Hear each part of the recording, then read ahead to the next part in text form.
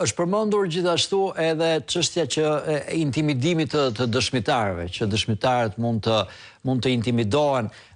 Si e mendoni ju këtë çështje? Duke qenë se, dëshmitarët mund të intimidohen, por ne kemi njerëz shumë të fuqishëm që akuzohen po ashtu nga prokuroria për përpjekje për intimidim të dëshmitarëve që janë të lirë dhe në aktivitet të plot, siç është zonja Balluku për shembull.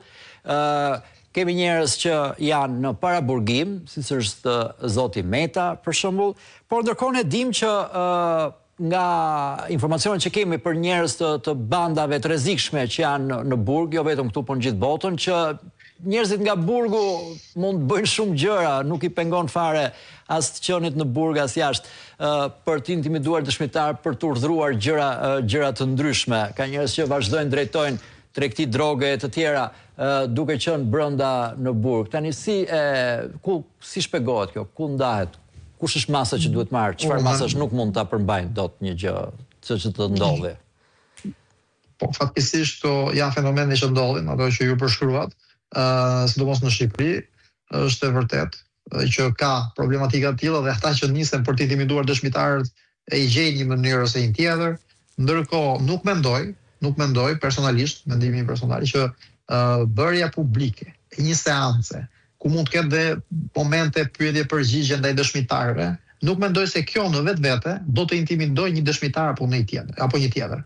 Sepse tek e fundit ata aty ku po dëshmojnë në proces janë në prezencë të personave të tretë.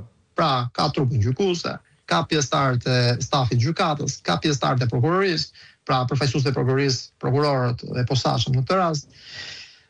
Janë avokatët e palëve, pra aty ka disa persona, nuk është se gjyshi bëhet në izolim komplet. E dyta, janë me audio seancat. Pra, edhe pse nuk transmetohen live, seanca duhet ta di publiku, regjistrohen. Ato që bëhen në sallat gjyqësore me mikrofon, çdo gjë që flitet regjistrohet. Dhe si rregull, duhet të transkriptohet, pra të zbardhet në dokument, pastaj të shkruar. Pra, ato që fliten aty nuk ngelen aty. Janë të shkruara, mbahen në rekorde, mbahen në arkiva. Pra, që do të thotë, si e the aty me mikrofon, si u transmetua live është një njëjta gjë. Pra nuk ka asnjë lloj impakti përtej asaj.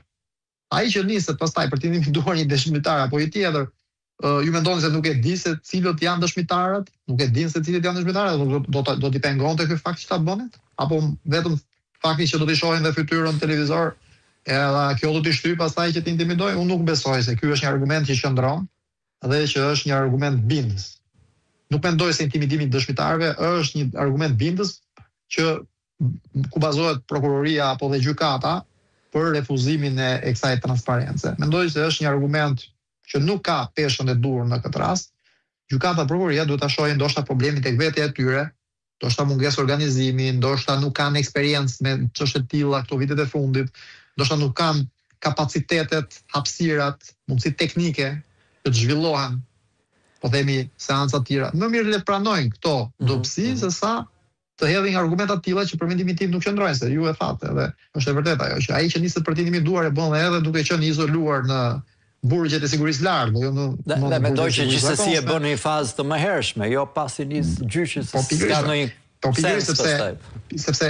sepse ka një moment tjetër që nëse një dëshmitar ka dhënë një herë dëshminë e tij, përpara oficerit policisë gjyqësore apo përpara prokurorit apo përpara gjykatës, në një moment të dytë e ka pothuajse të pamundur ta ndryshojë kryekput dëshminë e tij. Pra nuk mund bëj kthim pas, nuk mund bëj kthim po themi 180 gradë, sepse i bie që atëherë do vetë akuzohet dhe për dëshmi të rrem.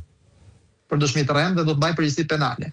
Pra nuk është kaq kollaj edhe për dëshmitarët që të ndryshojnë thëndet e tyre kryekput, si të mos kishte ndodhur asgjë.